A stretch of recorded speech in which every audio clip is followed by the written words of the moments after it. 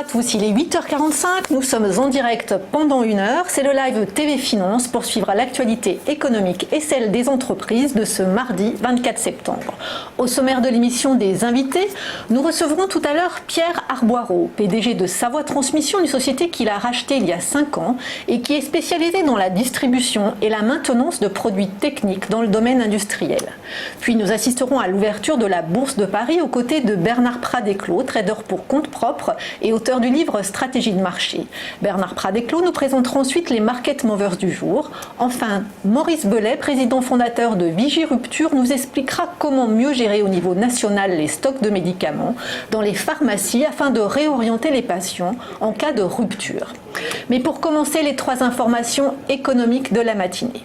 L'ONU réclame une finance verte à l'occasion du sommet sur l'urgence climatique organisé par l'ONU à New York et réunissant une 60aine de chefs d'État. 130 banques internationales se sont engagées hier à verdir la finance.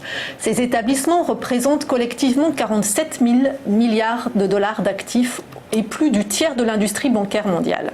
L'objectif est la mise en œuvre de politiques plus favorables à l'environnement et la lutte contre le réchauffement climatique.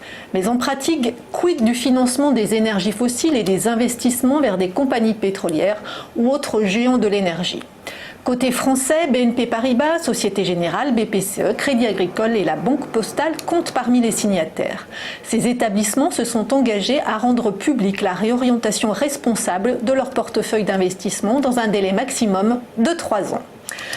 Du côté français, maintenant, le succès du livret A ne se dément pas. Le placement préféré des Français a fait le plein cet été. Les épargnants ont déposé 1,7 milliard d'euros sur leur livret A en août, soit 27% de plus qu'en 2018 à la même période.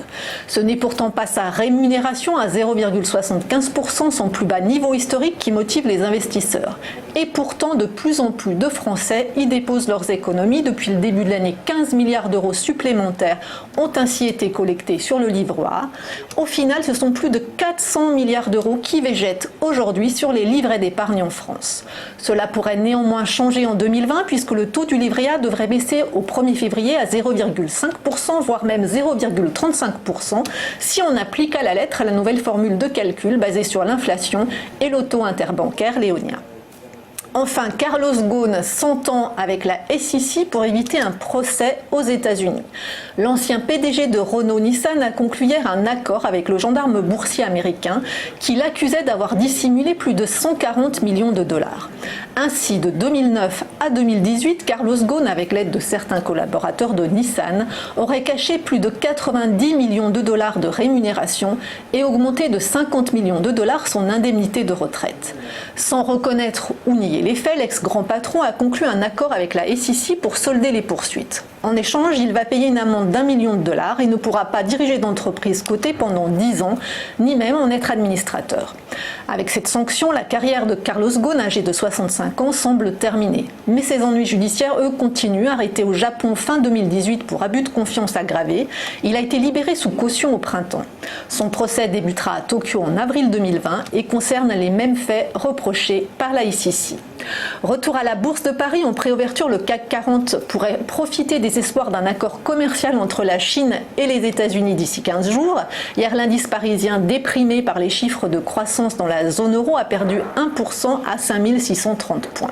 À Wall Street, le Dow Jones et le Nasdaq ont clôturé à l'équilibre, à respectivement 26 949 points et 8 112 points.